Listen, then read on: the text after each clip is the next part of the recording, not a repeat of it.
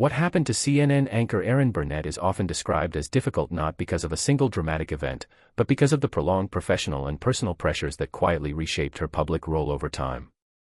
Burnett rose to prominence as one of cable news' most recognizable faces, known for her command of complex economic stories and her ability to navigate breaking global events with calm authority.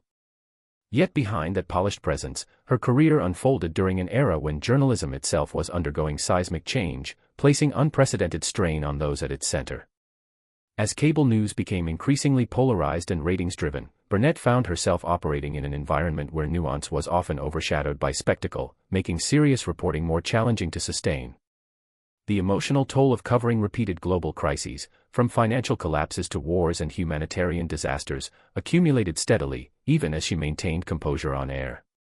Burnett has acknowledged that the relentless cycle of bad news can weigh heavily on journalists, particularly those tasked with delivering it night after night to a national audience.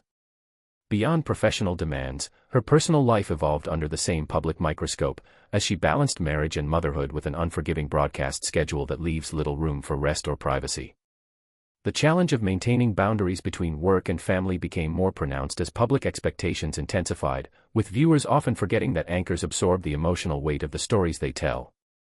Industry insiders have noted that Burnett's role required constant recalibration, as she navigated editorial shifts within CNN while adapting her tone to an audience increasingly divided along ideological lines. Periods of heightened criticism, both from partisan commentators and online discourse, added another layer of pressure, forcing her to develop resilience in the face of scrutiny that was often personal rather than professional.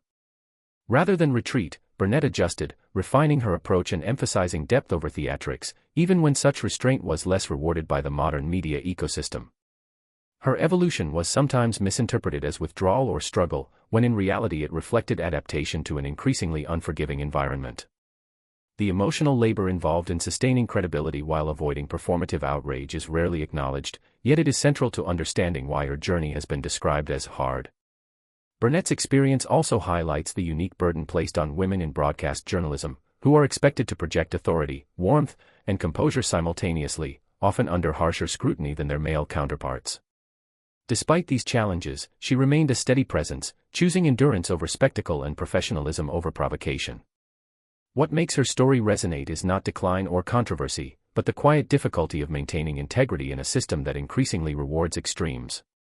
Erin Burnett's path illustrates how modern journalism can test even its most capable figures, demanding emotional strength, adaptability, and resilience that audiences rarely see.